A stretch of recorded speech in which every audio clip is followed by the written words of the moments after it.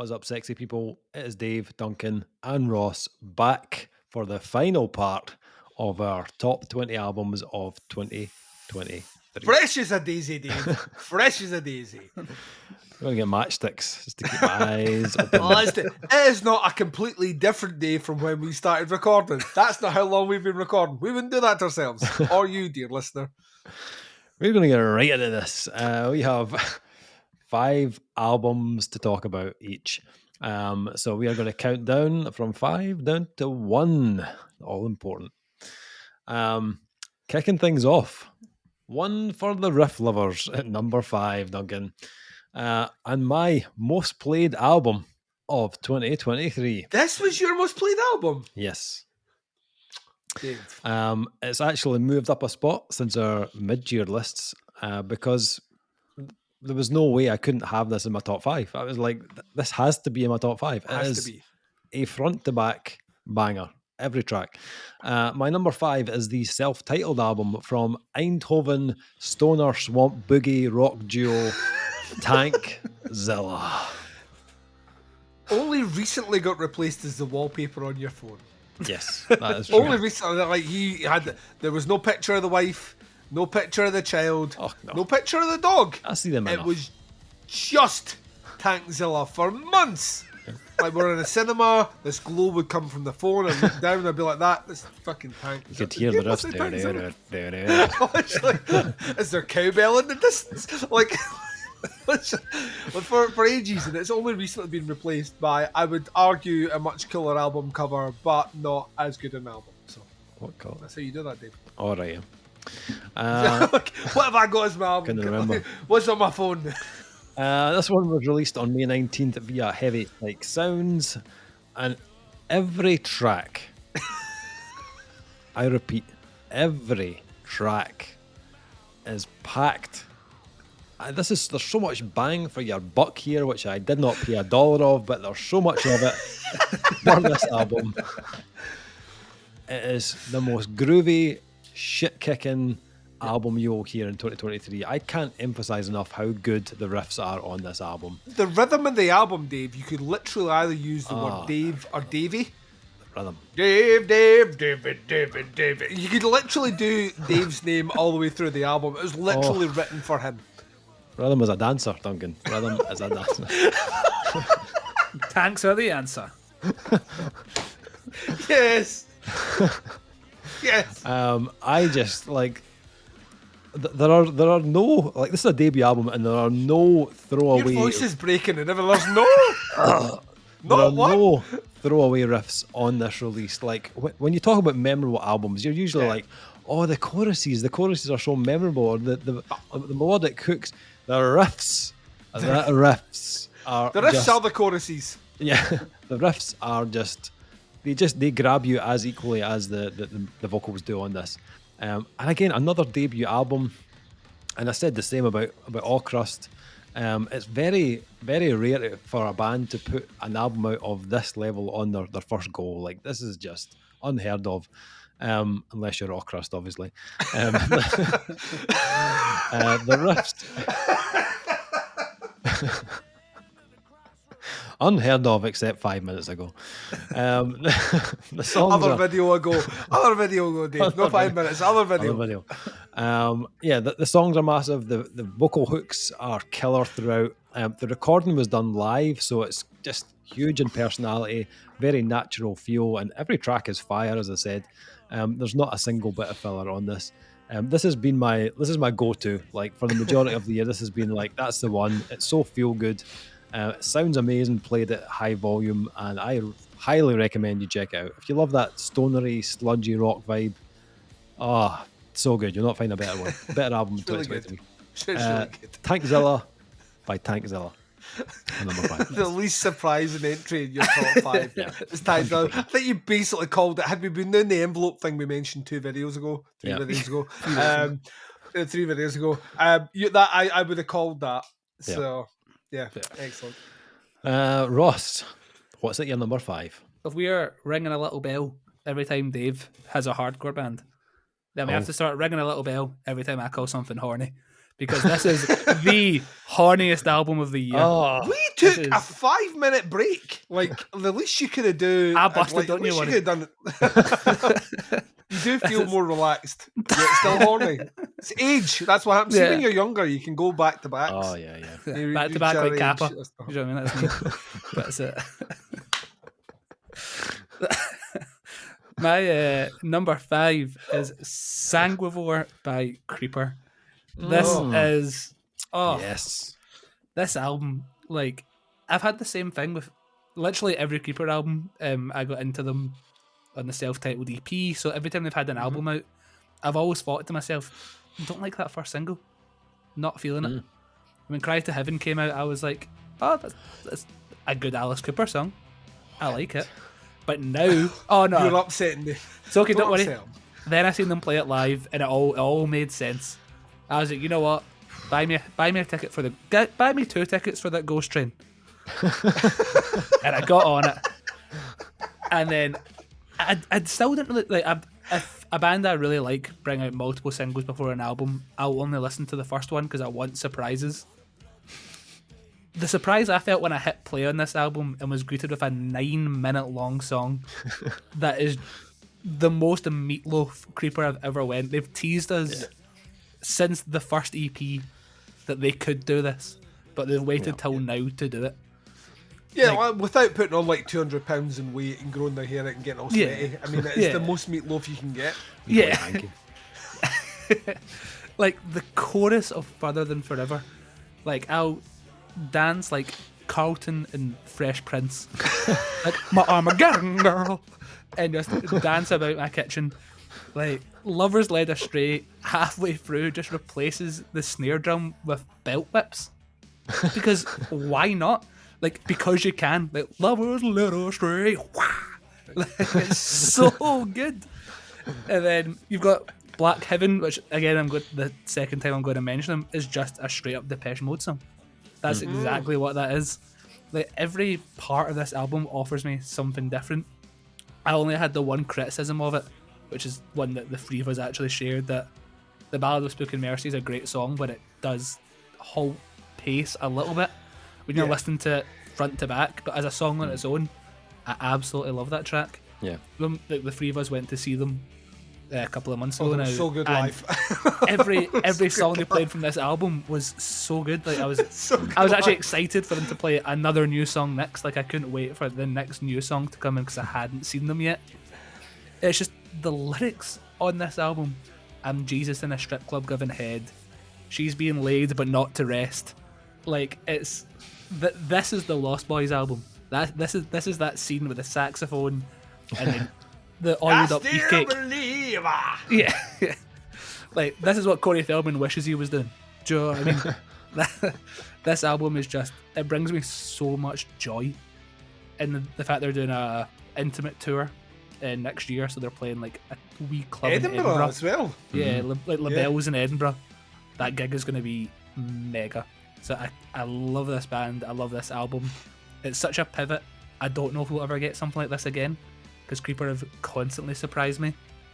Like, they went from being that sort of, I also love AFI, so they went from being that AFI Misfits kind of I band love AFI. Oh, yeah. to being that kind of classy, almost Brit rock band in the last album, to then now horned up vampires. You know, it's, fuck knows what they're going to do next, but I'm so excited to see, because I have full trust that they'll deliver whatever that thing is going to be. There's like metal influences on this, which I never would have expected. So whatever they do next, I'm all in. I think Sanguivore is so great. It's been getting so much love. I've seen it was other big publications, their albums of the year, or in the top 2. I Which got blew the my got mind. the 2 biggies here. Yeah, I Yeah. got the two big ones the two here, big which ones. surprised the fuck at me. Yeah. Yeah, the comment section wasn't happy, but I was happy about it. And yeah, Comment I think section's I think never this album's happy. great. So Yeah, Sanguivore by Creeper. I think it's such a great record. I think Metallica was in the top 10 of both those publications as well. And if anyone should be unhappy, that's what they should be unhappy with. Okay, dear God, dear God. Dear God. Duncan, what you got at your number 5? This will be mentioned later on. I won't say who will mention it, Dave. But at number 5 for me is Riverhead with Cancer. It's out on the Sins of Subterranea. We are both, safe to say, big Jakob Bredel fans. Right? We've been following his career. I think we mentioned this. I think we mention this every time his name comes up. We have been following his career since he fronted Hatesphere, which any opportunity to mention that band, I will mention. Auditioned for Hatesphere in Denmark back in the day. That's right. When he left, glad I didn't get the job because then that would have been awkward in the call. So yeah, hi. I'm not Danish. Huge guy, massive heart, right? But what we could never have anticipated back then when he was like delivering some of the fucking coolest metal vocals ever, this guy would have another side, like pure depth of soul. Moving from producer into essentially vocalist and frontman of Riverhead, what Cancer is basically a bearing the soul on the realization that you have cancer and you're trying to go through all the steps of getting yourself better. And it's all laid bare here. There's literally the pouring of soul on every single track. Musically, it's a really cool one. It kind of moves from elements of kind of punk. There's elements of kind of rock and folk in there as well. It's got a bit of snarl. And like when we reviewed it, I think we both like at the same time were smiling when one of us mentioned that it reminded us a little bit of I've forgotten the name of the band now. One Arm Scissor. At the driving. At the driving. And we were like, that kind of reminds me a little bit of that kind of pent up ferocity and all the rest. And we're both, because we're of that era, we remember that band and how huge they were, and it kind of captured that.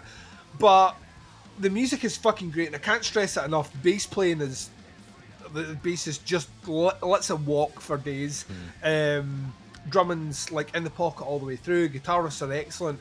It's the vocals that elevate it for me though, because it is like there's an intensity and an urgency in the way that Jakob delivers his vocals, and it has hooks. It has hooks, somber hooks to say the least, but it has these hooks that bring you back in. It's an album that I've revisited a lot while driving.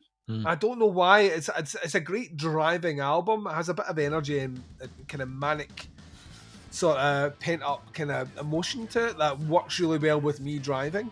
But I think he should be immensely proud of this, because up until that point, I don't know if anyone could have thought that was in him. And it's like we talk about risks, a big risk for a guy who's predominantly known for doing thrash and metal vocals to actually kind of bare his soul to listeners. Had this colossally flopped and been awful, how you recover from that except go behind your desk. But I think he delivered it here. It's got a murderer's row of people behind the production duties on this one. It's got like the best hands in modern kind of production all over it, and it's an album once again that appears to be absent from almost every list, and I could put it purely down to the fact that no one fucking heard it, which is criminal to me. They have not announced any tour dates out with Denmark. I keep joking with Dave that we may have to travel to Denmark to go and see them. I'm serious as a fucking heartbeat on that one. Flights to Denmark, very cheap. And as long as you're prepared to bunk up with me, we can cut some corners there as well. We'll write off as a business expense. not the sexual health clinic you have to go to afterwards. That's in you, buddy, but everything up to that. Yeah, like, for me, it's probably the most emotionally impactful album I listened to in the entirety of 2023. I felt this there, right in the middle of my chest. And speaking to him afterwards, that interview is available on the YouTube page as well. You get a grasp of where he's coming from. That he's an immensely talented, super smart guy who does jiu-jitsu, records albums, and releases emotional music like Cancer. Riverhead Cancer from Sins of Subterranea is my number 5. Awesome. Number 4, gentlemen. This one has moved up my list by 3 places since the middle of the year. 3. That's right, count them out. Because it is. Don't diminish my counting. To some people, that'd be impressive. That was it was impressive. It was. Thank you, Dave. It just sounded like you weren't that impressed. It's not as woolly as normal, Duncan. Hey, listen, all math is woolly. This is probably still the most unique album I've heard in 2023, both in its medieval punk style and lo-fi production. It is Harvest by Poison Ruin, out on April 14th via Relapse Records. Yeah, this is unbelievable, but Poison Ruin have made it very difficult to compare this to anything else in 2023. Like, I don't think it's an album that, I don't think it's an album that everyone will instantly connect with. A lot of people didn't, Dave. Yeah, It took me a good few listens.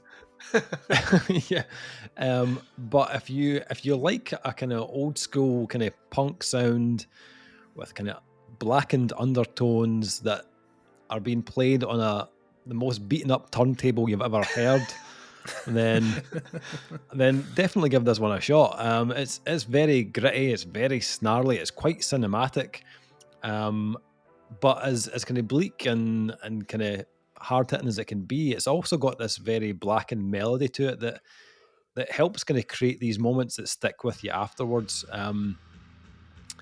But I love the fact that Poison Ruin aren't completely in your face with it. It's quite nuanced throughout the album. But once those moments kind of sink their teeth in, it's a very difficult album to shake off. I mentioned the production earlier, and the production by Arthur Risk is also a big part of this album. It's equal parts understated, but I think completely genius at the same time. That the texture and tone evokes a time period of like 40, 50 years ago, but at the same time, it's perfectly mixed with enough sonic punch that works in the now. I think this is another album that is probably flown under the radar in 2023 by a lot of people in a lot of places, even though it's on Relapse. But I think it's the production. I think I put the production choice, which we both agree is fucking genius. Yeah. Some people could not get their head around it at all, and as a result, they didn't go back to it, which is a shame. Yeah, incredible album. I hope more people pick up on it and go back to it, give it another shot, because it's an album that is massively soaked in character. I personally, I loved it. I thought it was great, and that's why it's my number 4. It's Poison, Ruin and Harvest. I'm sure it may be mentioned again later. Ross, number 4. What you got? I have got, so earlier on, I spoke about Temple of Angels and said that they had the second best emo album of the year, because I was reserving my number 1 emo album of the year for No Joy by Spanish Love Songs. Ooh. They had my favourite album of 2020, so I was really waiting to see what this band were going to do next. And of course, they were just going to do more Bruce Springsteen, because why not? Why not? This is a band that seemed to split a lot of people. The guy's voice, I will hold my hands up and say, is absolutely not for everyone. I personally love it. It reminds me of the same argument I'd have when people would moan about 36 Crazy Fists. It's like I don't think he's putting that vibrato on. I think if he was to sing Jingle Bells, his voice. It would also just sound like this. But it's the ban of it all. I think isn't for everyone. I've seen people call him Sheep Man, because it's a lot of wavering, but for me it's just there's something about this band that's similar to what I was saying with the Dirty Nil. It's very, this is what I'm singing about, take it or leave it, and there's something about that approach that I really like. There's callbacks to the last album where their kind of big refrain in the last one was that it won't be this bleak forever. This time it will be this bleak forever, because they've just lost all fucking hope. Like, my favourite song on the album was a song called Clean Up Crew, which I've seen get a lot of stick online for the lyrics, fuck the garden and the yard, I can barely tend to my own dreams, which that's straight out of a 15-year-old's notebook. But I love it. There's just the emotional connection I feel with this band I've not felt since I was kind of first getting into heavier music. Like, it just felt like it feels. I've seen them live as well, and it just feels like he's singing at you, and it's just you and him. There's no one else in these rooms. Again, I know it's not going to be for everyone. There's a lot slower. It's not as emo as that last album was, which I think maybe caught people off guard. It is a bit more synth rocky in places, but the kind of introduction of the keys has really added an element to this sound that I didn't even really know existed. Haunted was the first single, and it's just a Bruce Springsteen song for the modern ages. It's kind of like it's like a more chilled out Menzingers. It's like it gives me that sort of that same feeling that band does. It's such a riot fest of an album, but every time I go back to it, I've just loved it. The opening run of songs I'm looking at here: Pendulum, Haunted, Cleanup Crew, Lifers. Like, these are songs that maybe didn't click with me at first, but with repeat listens, I've kind of unlocked Pandora's box of it, and now I just keep finding more and more references, more and more lyrics, more and more callbacks. That it just brings me a lot of joy. It's such a it'd be easy to be like, this band sounds so defeated, but there's something about it just feels very real to me. Like, why sugarcoat the way things are? It's shit, so just admit that it's shit. And it's like, okay, we've done that. How do we get over that now? And yeah, this band they really resonate with me. I know they're not for everyone, but if you're into that sort of emo scene, you will not find a set of better choruses, a set of better lyrics. There's that kind of shirt tugging thing I was talking about earlier. You want to have 10 pints and scream this as loud as you can with your pals. So, No Joy by Spanish Love Songs has in fact brought me a lot of joy. So maybe they should call that. Maybe they should have called the album that. But yeah, Spanish Love Songs, just again with a great record. Nice one. Duncan, number 4. Oh, my 5th most listened to album of 2023, and it only came out in December. Right? I said to young Ross outside in a dreary night in Glasgow after watching the anarchy that was one Mr. Blood Command on stage. I said, Ross, listen, there's one album you listen to this Friday. You need to go away and check out that Rat Wars album by the band Health, out on Lima Vista Records. Now, we've reviewed it recently, so we go in depth on my unabashed fucking love of this album. To me, this is as close to the best modern industrial album I think we've had in the last 15, 20 years. I think it's that fucking good. I would put this up against anything Nine Inch Nails has released kind of post 99. I think this is a band finally delivering the promise of what they've kind of skirted around for the last few releases, where they've teased a lot of ideas. And the beauty of it is, and you can chart it back, when Ross was talking about them on a previous video, he said, oh, there's like 9 Inch Nails in there. Well, who did they tour with? They toured with 9 Inch Nails. When we reviewed the album, we talked about the sonic punch that was in there that sounds very reminiscent of Author and Punisher. Well, who did they go out and tour with? Author and Punisher. They've been out taking their sound on the road, and they played with acts, and they've almost cherry-picked the best elements that would fit contextually in with their sound. And that's a culmination on Rat Wars. A hugely emotional, and yes, I will agree, Ross, very horny, sexy album. Ding, ding, ding. Like, Dave didn't go to many goth clubs in his younger days. If he did, you would have seen a lot of people getting fingered, male and female, right? So they're horny places. It's difficult to get past the leather and PVC, but once you're in, you're not getting it. Some people are still like they're skeletons with their fingers trapped. It's pretty out there. A sexy, horny place to be, but what I love about it is they just deliver like punishingly heavy sections. It's easily the heaviest thing they've done. As cliche as it is, it's easily the catchiest and most melodic thing they've done. They've got some great guest appearances on here. If you listen to Sickle, which features Godflesh, you get some of that like full-on kind of reptile era fucking 9 Inch Nails. It's just really mechanical and kind of jerky. If you listen to Hateful, which features Sahara, you'll hear elements that are not too far or dissimilar to a Combi Christ song. But then they give you moments like on Children of Sorrow or Ashamed, or even Of Being Born, which is kind of the last two tracks flow into each other, which show like a vulnerability and depth to the band that I don't think they've managed to capture before. I think this is fucking incredible. I kind of similar to Ross. Had I had more time with this would have been higher on my list. Yeah. But I literally had 3 weeks with this at the most, and then was writing my list. You asked me middle of next year, this could be top 2 for me. I think it's that fucking good. From a band that we have had, 2 opportunities to go and see live and have kind of passed on because of previous material. They're almost at the top of the list of bands that I need to see in 2024 when they get back out and touring this one. Can't fucking wait. It's really fucking... It's a Duncan... This is when people say, oh, this is a Duncan album. This is what they mean. This is a Duncan album, front to back. Yeah. Awesome. Okay, so Top threes. Top threes. Here we go. Serious shit. It's very serious when he said that. Serious shit. Serious shit. My number 3 has just been mentioned recently. Duncan had it as his number 5.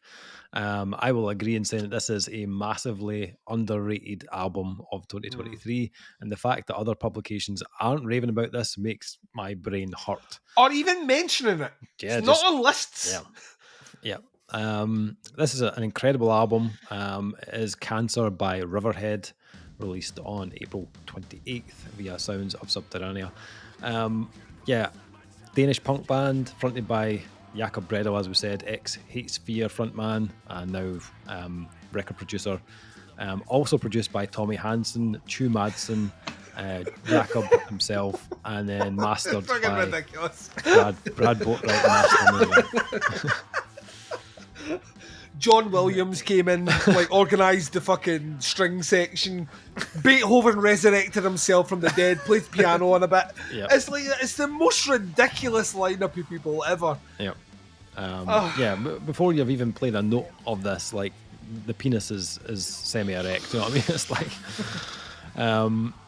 and this... I love it when Dave goes filthy, because you never know when it's going to happen, and when it happens, it's at the most inappropriate time. Let's talk more about an album that deals with cancer by talking about our dicks and how stiff they are. Trying to shed a little bit of light on the situation. This is, in a word, it's outstanding. Like, this is full of gritty, punky attitude, plenty of energy, plenty of snarl. As you said, there is a at the drive-in type vibe to this as well, but the musicianship is just incredible across the board. I agree with you. Special shout out to the bassist who just absolutely kills it on this album, but as well as that killer songwriting and that unbelievable production, this album also has a huge kind of vulnerable side, especially in the vocals from Jakob, which the emotion and the feeling just pours out of the lyrics on this album, and you can hear it's coming from a real kind of genuine and honest place. Jakob's vocal production on this is just on another level, and I was one of those guys like, I wish he'd go back and do something heavy, you know, like back in the day, where his you should tone was Highlander just... that fucking current Hate Sphere vocalist, just reclaim the bat. There can be only one. Just like, I'm the singer again. All right then. His tone was so well suited to that heavy style, but when I hear him on this, what he's delivered here, it's like it's way better than anything I ever expected. I said this before a couple of times, but I feel like this is an album that people will talk about in 20 years and say, fucking classic album. But sadly at this point, not enough people know about it, which is a shame. But do yourself a favour, check out Riverhead and Cancer. That's my number 3. Ross, number 3. My number 3 was my most anticipated album of the year, so I was eagerly awaiting this to come out. Did it make you horny? Not really. No. For the first time tonight. Dave is like, for some reason, He's lost it in this last section, hasn't he? He slept through 17 reviews, and now Dave needs to go for a wank. Second one. What the fuck is going on? What are you doing with that dog in the break?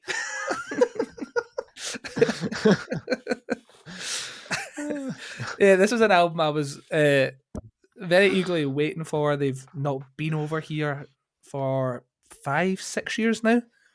But my number 3 is The Above by Code Orange. This is a band that I've loved. Like, I loved I Am King, loved Forever, loved Underneath. And this is such a pivot for this band. When they're bringing out singles before this, they always kind of do just random singles between releases. And the main criticism I was seeing was that it sounds like Power Man 5000. But as a guy that had dreadlocks for 6 years, A-okay with me. But I wasn't sure. Like, we grew up in primo fucking. Yeah. I like Power Man 5000 when they were still a funk band, right? Oh my God, get off my lawn. I loved the songs they were bringing out. I just wasn't sure if I would want a full album in that style, and that is not what they delivered whatsoever. Like, they brought out the first single with Billy Corgan, of all people. Yeah. I was like, oh, okay. Power Man 5000 makes you upset. Billy Corgan's on a new track. Internet. And I feel like the discourse around Code Orange is maybe muted the response to this album. Like, they kind of came on the scene, they were like, we want to be the next Slipknot, and now it's like, ha ha ha, you're nowhere near as big as Slipknot are.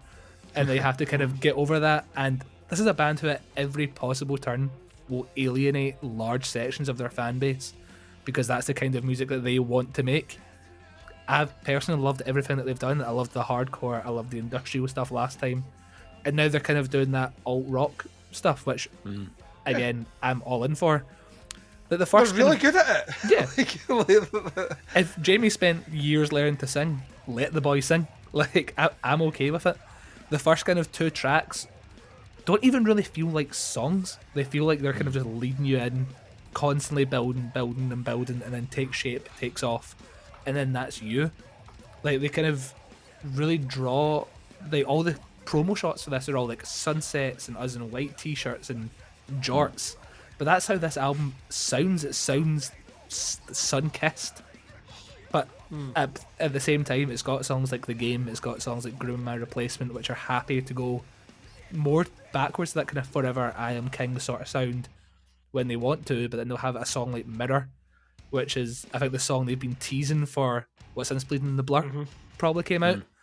Like, Reba really had her rock star moment with that one. Like, it's beautiful, it's serene, the harps on it, that they have this beautiful harp melody, but then in the next song has the same melody but is absolutely fucked with like an 8-bit crunch machine going over it.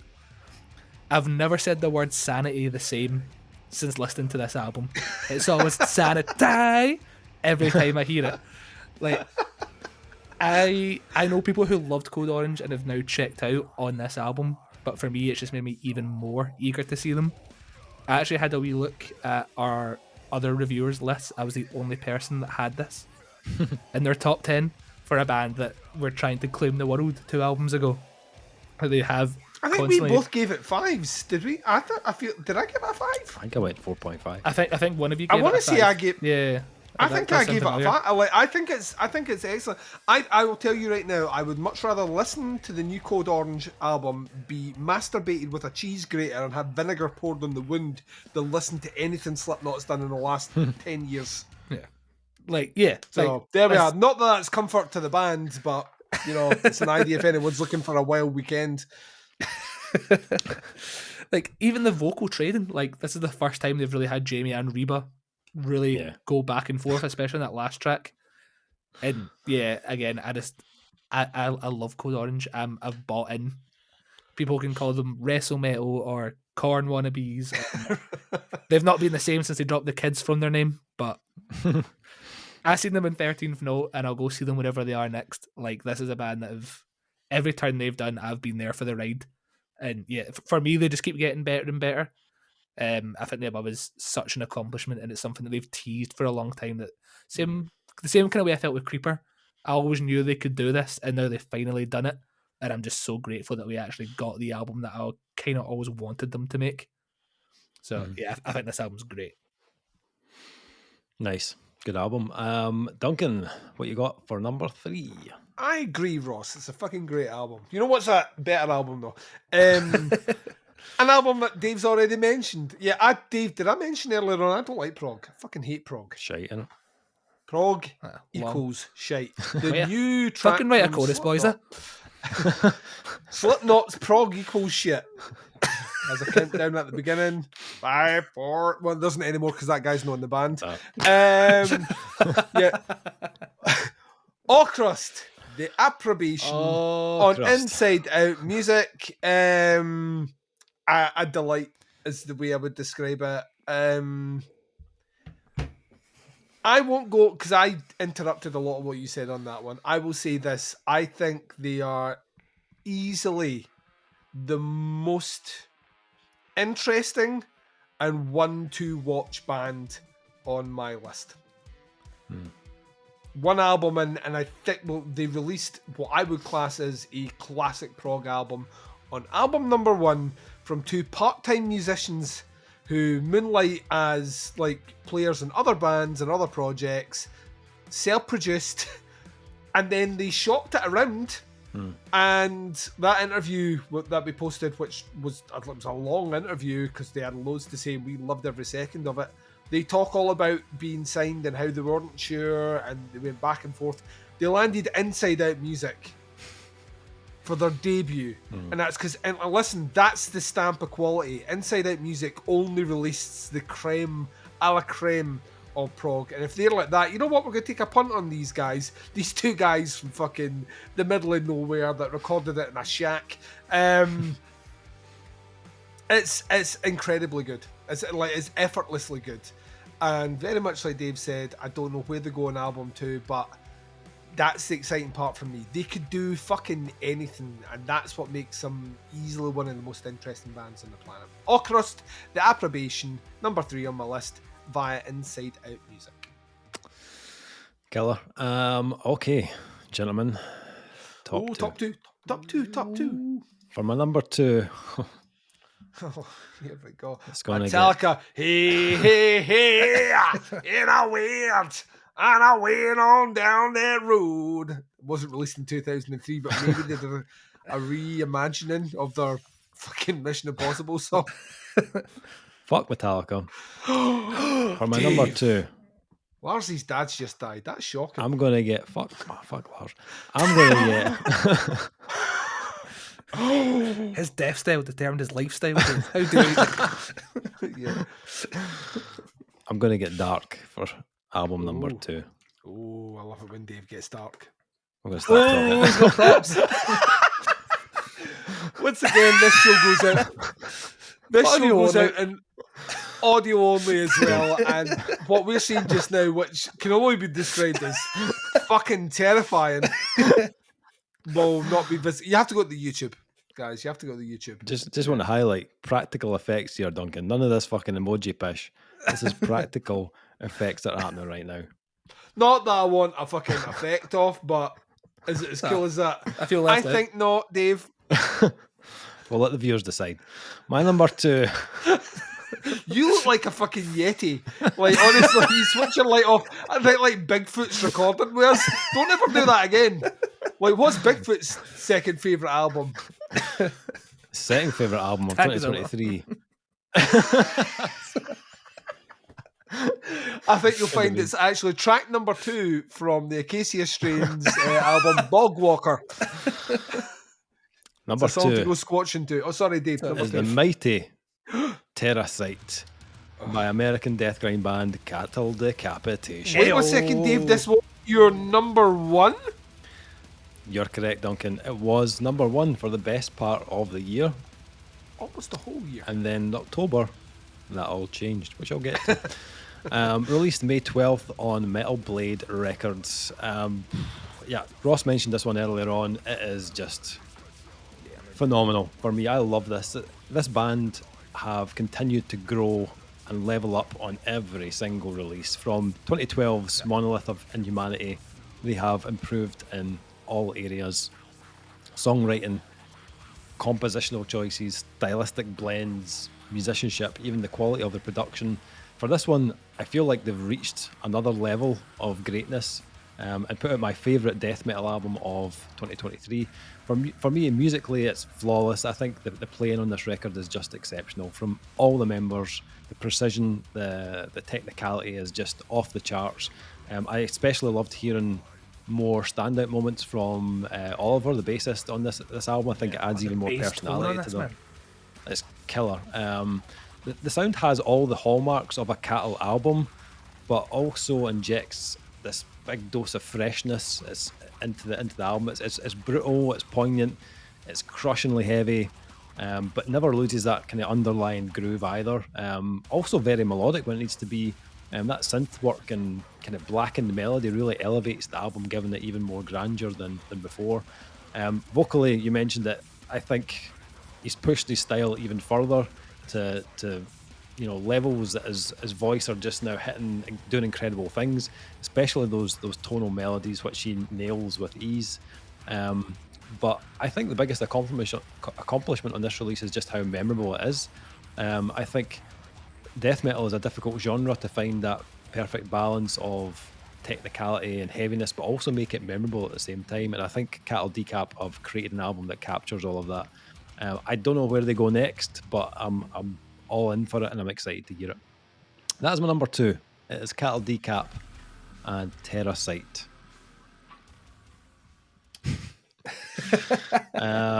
Ross, what you got? No expense, eh? Number 2.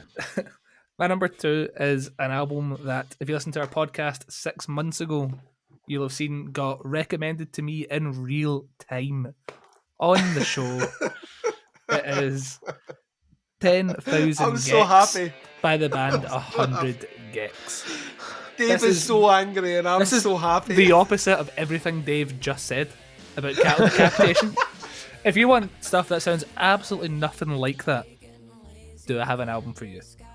This album, I put like a wee tweet up about it. It makes me feel so old and so full of life all at the same time. Like, I don't even know what this is. Like, I actually don't know. It's everything. I think the genre is described as I think it's hyperpop. Yeah, and I'm trying to quantify what that. I deep dived on this right, like after we recorded, because I was like that, because I'd literally heard it a week before I mentioned it. Yeah, on the thing, and I was like, this is it's a young man's game. This, I'll hand it off to young Ross. Incidentally, my third most listened to album this year, 121 listens. Yeah. How do you have any teeth after how sugary this is? It's like, but the thing is, I tried to work it out, and what the best I can get to it is no one sounds like 100 Gex. No. They're like, they kind of invented a genre that everyone's trying to basically do, and it's had a bit of a, I think it had about a 2-year life cycle and then disappeared, and then they came back and released something else, which kind of just made everyone go again, what the fuck is this? Yes. There was a trend going around on, I don't know if either of you are on TikTok. There was a trend that 100 Gex were on tour with Deftones. So it was just people filming Deftones fans' reactions to 100 Gex every night. And it is so joyful. Like, people just fucking hate it. And that just kind of makes me like it more. Like, I put this up on a post for my work. And even then, people were arguing in the comments that this album fucking sucks. Like, it's just so not for everyone, but it's for me. Like, Dumbest Girl Alive is such a great opener. Hollywood Baby is such an amazing chorus. Like, we don't have enough time left in this podcast for me to tell you how much I hate ska. Like, I think it's a crime to humanity. I think trumpets should only ever be used to make a song more sad than it already is. But I got my tooth removed as my third most listened to song this year, because it's just like the pre-chorus. It just sounds like someone waiting on auto-tune. It sounds so good to my ears. It sounds so good, and even the kind of electronic elements like $1 Million and all these me at the end of the album as well. But those elements are great, but they're still not scared to like throw a riff in, because that's what they want to do. Like, the vocals, the back and forth between like the male and the female vocalist is just mad. It's like Cher levels of autotune, like they're not trying to hide it. they're using autotune the way it's supposed to be used as an over the And top they do effect. it like a live footage. Yeah. It's basically that's what they do. They sing into a choreographed vocoder. It's already set to, and they just sing what they would sing, and it auto does it for them. And I should hate that. In principle, I should hate that because it's not them singing it, but fuck it.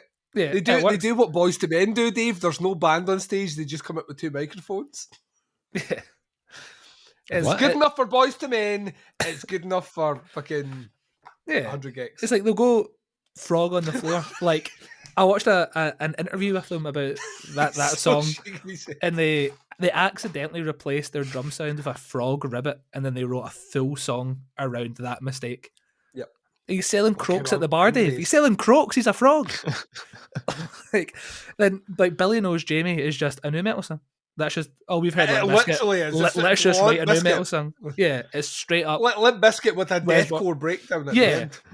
And like Doritos and Fritos is such a good pop song. It's like, all we've got is Doritos and Fritos. Well, give me all those fucking Doritos and Fritos then.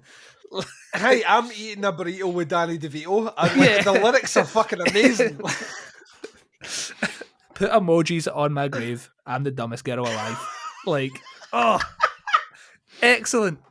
I fucking love this album, man. It's so good. Oh. And everyone I've recommended it to fucking hated it. Like no one has liked it. But I'm so happy you told me about this because I just, again, 10 songs. 2 years in a row, I've recommended 2 years in a row. I told you to check out Blood Command. You loved it. This year, it's 100 gigs. Told Dave before, this is why I'm a whole month younger than him, because I have the finger on the pulse of the youth, buddy. It's only 26 minutes. How much stuff this band do in 26 minutes is actually fucking insane. And it feels like 10. Asked Dave recently, I was like that. Did you listen to him? And he was like, all right. So I was like that. We will progress no further with the question here, because I think I know where he stands. Well played, boy. Well played. I think it's great. Sorry, Dave. Cool.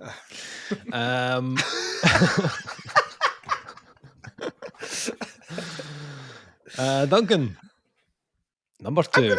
I'm going to share a similar story that you had, in that my number 2 was number 1 on my list. Pretty much from the point I heard it, and had been through the midway mark of the year, and was right up until October. Which might be giving away a little bit of a clue, but it was supplanted by an album which like knocked my socks off. But that's not to diminish basically the fact that this album held the top spot for pretty much the majority of the year. Out on Relapse Records, you've already mentioned it before. I'm just going to say it's not a controversial album. It just is contested online as to whether or not the choices the band made in terms of the production sound actually equates to something which people want to listen to. I don't know how you can call yourself a punk fan and not like this. Even with the production, I don't know how you can say you don't like this. Like, go away and listen to the new Green Day is the best I can get to it, because you're not a punk fan. It's a genre. I say this a lot, but like, to me, I got into metal in '94, right? And to me, my introduction to metal, where it was why am I saying this? My introduction to metal was Machine Head with their debut album, Korn with their debut album, right? It was also Nirvana and Def Leppard. Like, as you can imagine, 4 bands that shared the similar space. That was my introduction, right? And then I found very quickly that new metal was the thing that I really liked. And I listened to that all the way through the 90s. At no point did I start going backwards. And the only time I went backwards is when I met you and you started telling me, you like Slipknot's fucking great. Slipknot sound a lot like Slayer or Pantera, and then I would go and listen to Slayer and Pantera, or I would do a bit of research. And that was my sphere of interest. Punk was never my sphere of interest. It never even came up on the radar. So when I was listening to a bit of death metal, or listening to a bit of like fucking, I was going to say grime, it's like 20 years in the future, but listening to like a bit of like fucking, I don't even know what I was going to say, like grindcore, or anything like that. When I was listening to anything like that, getting those sims in, I wasn't listening to punk. Yeah. I would you would hear things. You listen to Undisputed Attitude by Slayer. It's a punk thrash album. You would get that intensity, but I wasn't actively listening to punk music. And it's never been a genre I've held much regard for. There's an occasional album that I'll listen to that I'm like, I can see why this is a classic. It's really fucking good, but it's not something I would spin. And here's a band that come out like unabashedly punk. There are other elements in here, but this is a punk album, and it owes a lot to. You mentioned it before. It's got like huge swaths of 90s in there, but 80s. But there's a production choice here that makes it sound older than it is, in the same way that an Instagram filter makes like a picture look older or whatever. The difference being is that where you can shove an effect on something to cheapen the sound, this actually elevates the sound in a lot of ways. It's not in your face and grabbing you, but it's weird how much detail you can pick out on this. I hear everything the bass player's doing, I can hear everything the guitar's doing, I hear all the drums, I can hear all the vocal parts. The use of synths in between, creating these weird, kind of an instrument that shouldn't be associated with the medieval times. They've managed to weave that in, and that works as a narrative story throughout. I then got to see them live. Ross could have been with me, but he was all up in Mall at that point. When I got this t-shirt, he was all up there, and I went down to see them play the attic of what can only be described as a fucking like hipster bar, and it's one of the most violent gigs I've ever been to in my entire life. And they were, without a word of a lie, fucking incredible live. Like, delivered it, and there's no effect on them live. What you get is a full-on punk show, and it was crazy good. I think this album is kind of remarkable. It's the album that doesn't sound like anything this year. Arthur Risk is a fucking genius, because not only did he put his stamp on this year, but he also did the album for Final Gasp, who are a kind of thrash punk band with 80s vibes about them. The production on that also sounds very of the time.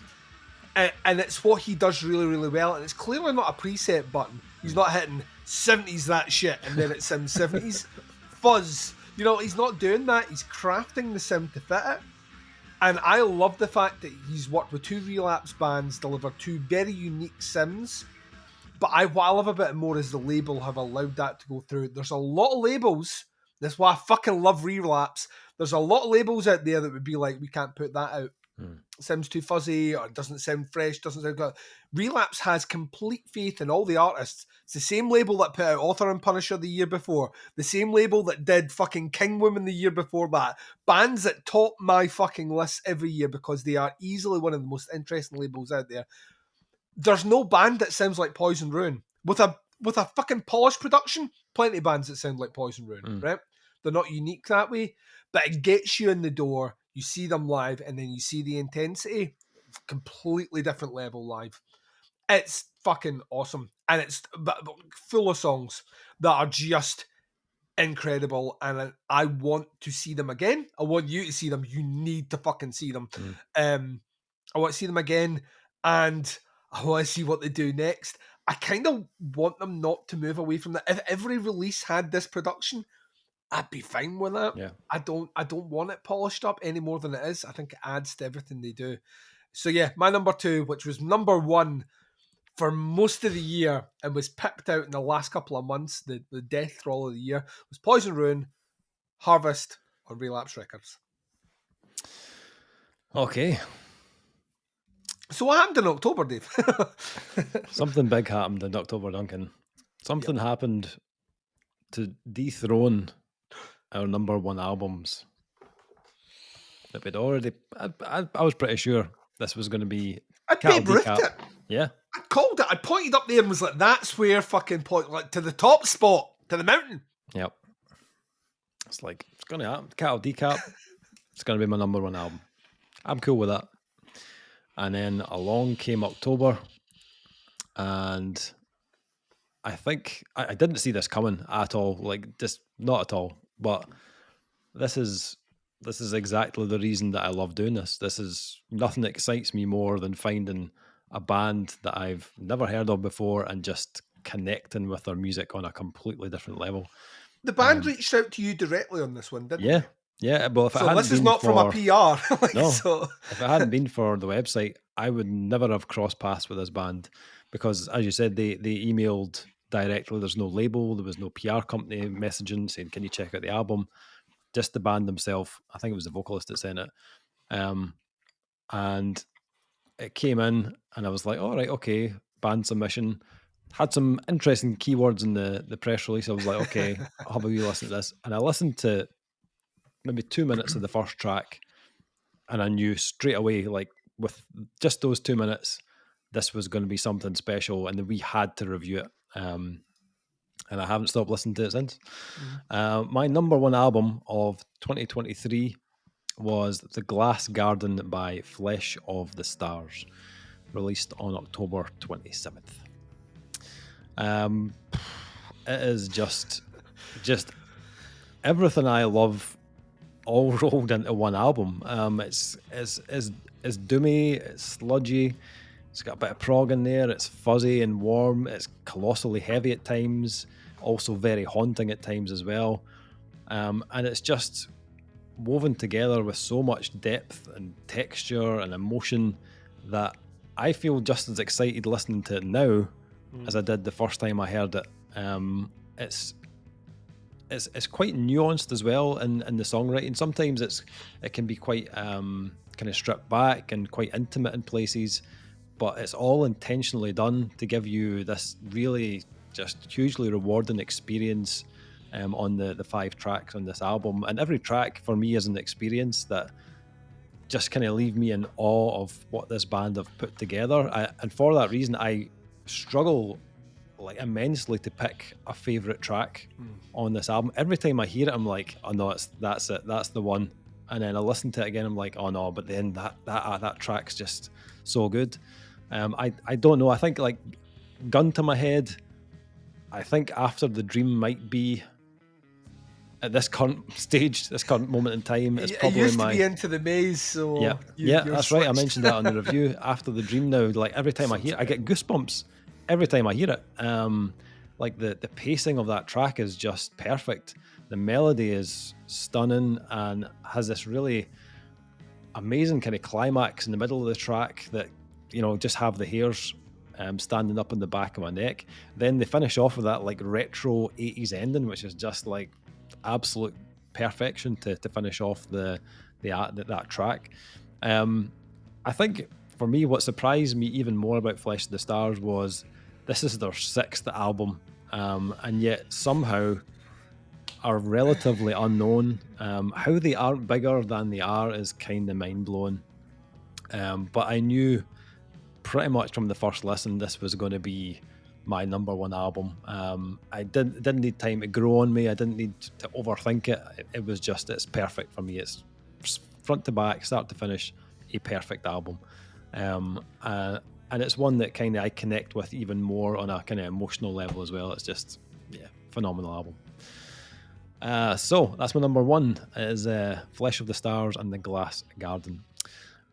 Ross, what beeth your number one My album number of one 2023? is Take Me Back to Eden by Sleep Token, the hipster's choice for album of the year. But I love this album. It's everything I knew this band could be. They've I thought This Place Will Become Your Tomb was a good album. I didn't think it lived up to Sundowning in the way I felt about that album. But this kind of took the experiments with that album, the more kind of free flowing vocals, you could call it rap, I guess, kind of approach to the verses, and really doubled down on that this time round. This to me, like Sleep Talking is just 2 guys, but this was to me the first time it really felt like a band. The electronic elements in this one, the ambience in this one, it's like they've took everything and it's like, right, let's not do too much new, but let's do every trick that we have to the best of its possible abilities. And that's what they've delivered on this album. What you were just saying there, it's like the reason I love listening to music is because you find new bands and you're like, oh, this is exactly what I've wanted. That was me in 2016 when the first Sleep Token EP came out. Like I was in college and I was really big into my tech metal, and people were like, "Oh, you have to listen to this band. They're opening Tech Fest," and it was Sleep Token. And now they've just sold out Wembley with Health supporting them. Yeah. Like absolutely insane. I remember when the singles from this album were coming out, people were like, "Oh my god, they've hit 1 million monthly listeners," and now they're at 4 million monthly listeners, and it's stayed that way since the album came out. Like I know people aren't huge on them, but for me, this is the success story of this year.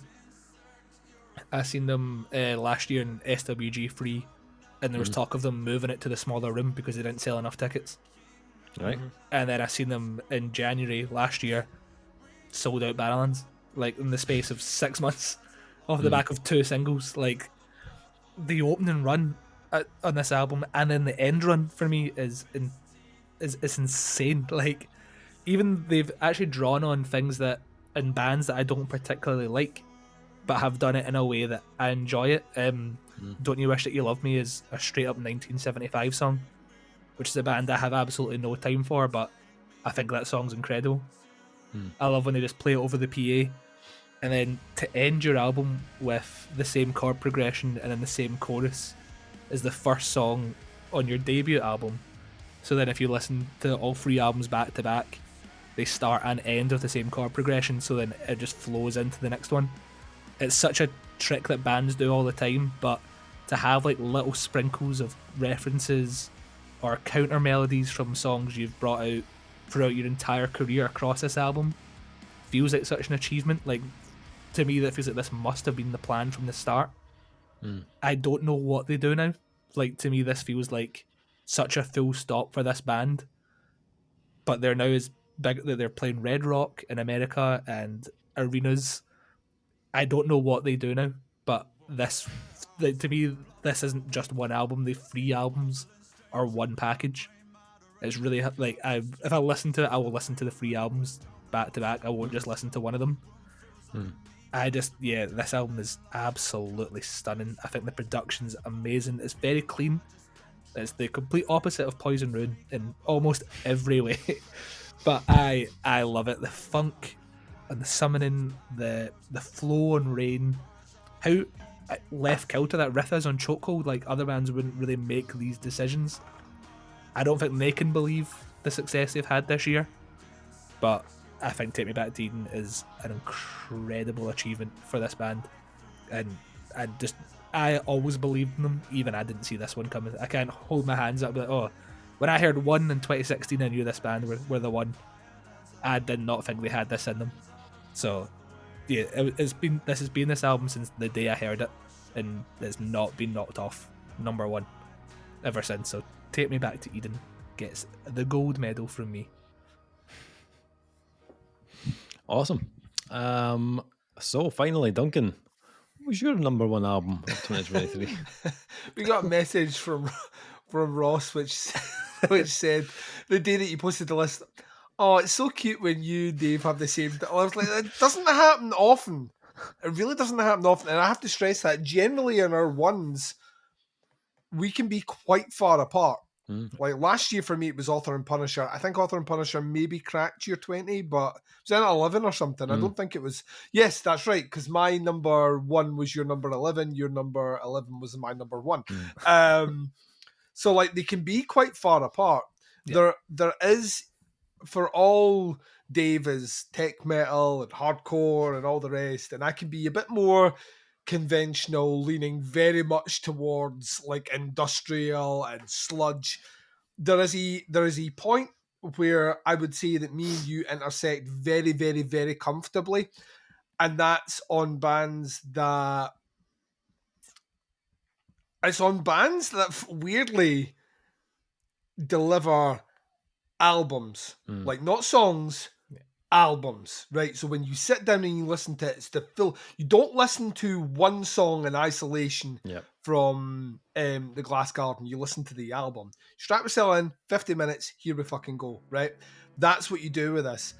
And I was thinking back to this, like we've had these moments, like I think we're closer musically now than we've probably been in a while, and that we're still quite far apart in a lot of shit.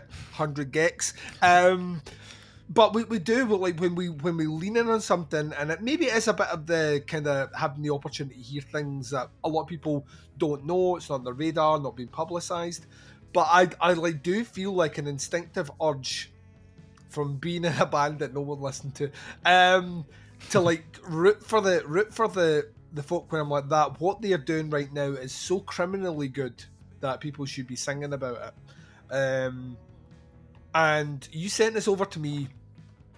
No, kind of. I think the introduction was on the previous week before we reviewed it. You said, "Oh, this band, Flesh of the Stars, they've been hitting me up. They sent me an email. We're going to review it, but no record label. They just got in touch or whatever." I listened to a song. It's really good. It's literally the introduction. Now, to give context, that's the introduction I get a lot of the time the week before we review an album. As Dave's heard one song. We've never heard of the band before. We're going to review it the following week. And then we don't generally share our thoughts. Occasionally we do. We'll talk about, have you listened to the album? Oh, this was really surprising or whatever. We tend not to go in detail on it. So 1 week later, we sat down and we talked about Flesh of the Stars. And I can't even remember who went first. But all I know is the body language. I knew straight away. It was like that. Oh, we're both scoring this really high. This is like, and I'm coming in at a 5. So I don't know where Dave's going, but I know I'm a 5 right now. This album floors me by how well it's constructed. The melody is intoxicating and incredible. It's like you said, it's the hairs on the back of your neck. For me, Overworld was the one that locked me in. I mentioned it at the time we reviewed it. There is a segment where that's a slowly picked track with kind of haunting melodies, steel slide guitar, like it's got, and that's used all the way through it. The instrumentation is actually incredible because there's choral vocals in Overworld as well, which is used so really, really well. And it's a track that plays it really, really, really safe for a huge amount of time, and then they tease a big sludge riff, right?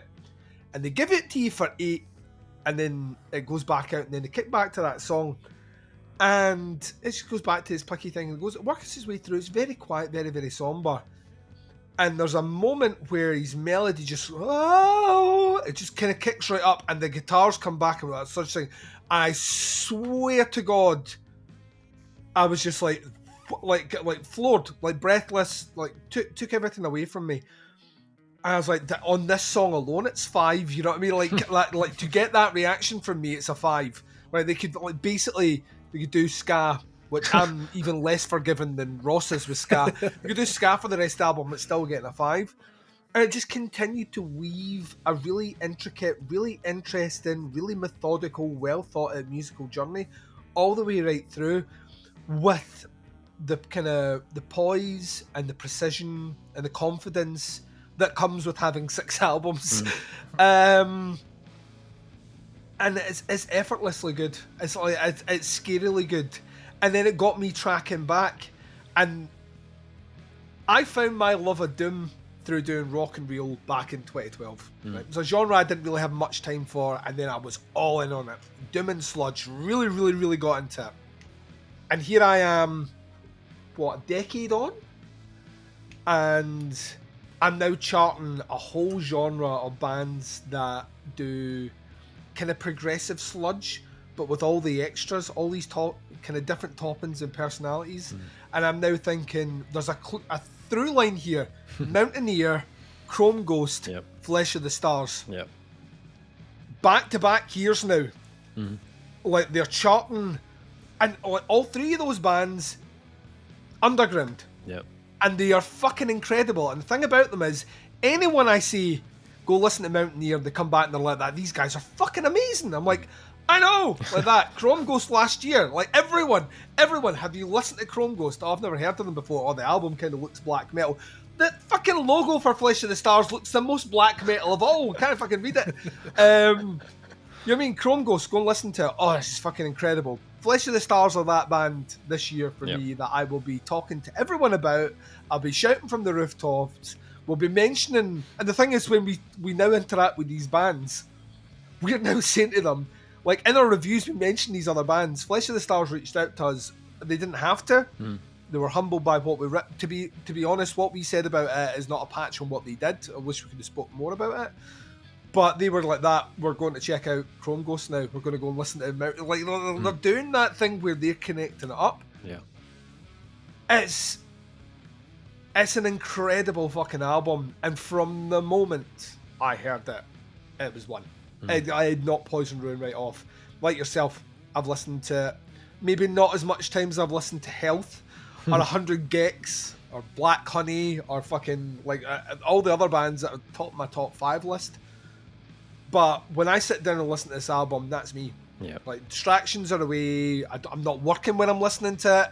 This is similar to Polar Veil by Hex Vessel. It goes on, the dark night, good headphones on, the volume goes up, the eyes close, and I just get absorbed. I get absorbed by the Glass Garden. Yeah, my number one this year is Flesh of the Stars, Glass Garden on Septic Jukebox, which I think might be their label. I don't know. Like, throw money at them, guys. Honestly, buy their t-shirts, buy their album, support them on Bandcamp or whatever it is now that's been bought over.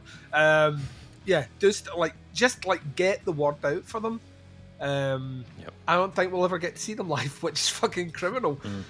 But it's they don't seem to take a lot of time between albums as well, which excites me. But yeah, don't sleep on this one. This to me is, like you said, if there was a reason to ever be doing music reviews, it's not to be reviewing the fucking new Metallica album or even the New Creeper album, which I genuinely love. I think New Creeper album is brilliant. Yeah. To me, it unlocks the doors to bands you would never hear, you would never know existed, that live in obscurity, and not parts of the world which aren't like difficult to hear music from.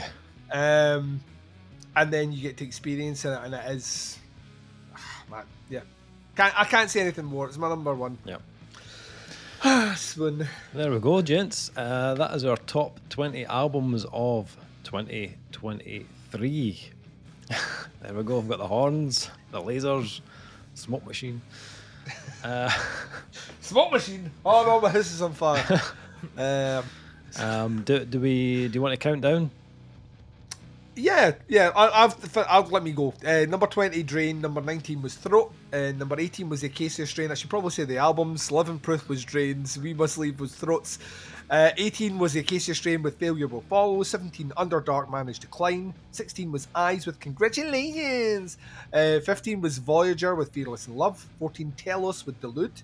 13 was Blood Command with World Domination. 12 was Filth is Eternal, Find Out. 11 was Church of Misery, Born Under a Mad Sign. Number 10 was Teenage Wrist with Still Love. 9, Haken with Fauna. 8, Hex Vessel with Polar Veil. 7 was People's Slicer with Blossom. 6 was Willhaven with 7. That's confusing. Riverhead was at number 5 with Cancer. 4 is Health with Rat Wars. Come metal, ladies and gents. 3 is Ocrust with the Approbation. 2, Poison Ruin with Harvest. And number 1, Flesh of the Stars with the Glass Garden. Nice. Ross? Nice. Number 20 was The Brightest Days by Origami Angel. Number 19, The Weight of the Mask, Svalbard. Number 18, Terracite, Cattle Decapitation. Number 17, Free Rein to Passions, The Dirty Nil. Number 16, Endless Pursuit, Temple of Angels. 15, Blossom, People Slicer. 14, This Is Why, Paramore.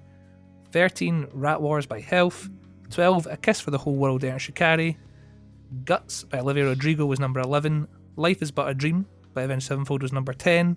9 was A New Tomorrow by Zulu. 8 was Plague Boys by Grave Pleasures. 7 was Blood Command of World Domination. 6, Bewitched, Le Fay. 5 was Sanguivore by Creeper. 4, No Joy Spanish Love Songs. 3, The Above by Code Orange. 2 was 10,000 Gex by 100 Gex. And 1 was Take Me Back to Eden by Sleep Token. It's a horny list. It's a very horny list. Let's get shagged tonight. Top 20. Mine was 20, Blood Command, World Domination. 19 was Voyager, Fearless in Love. 18 was Netherlands and Severance. 17th was Zulu, A New Tomorrow. 16 was Willhaven and 7.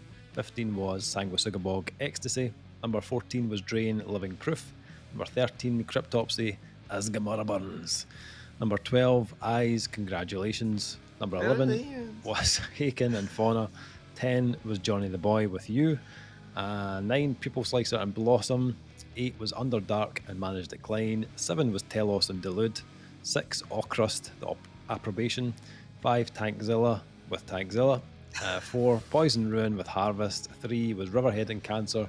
2 was Cattle Decapitation and Terracite. And number 1 was Flesh of the Stars and The Glass Garden.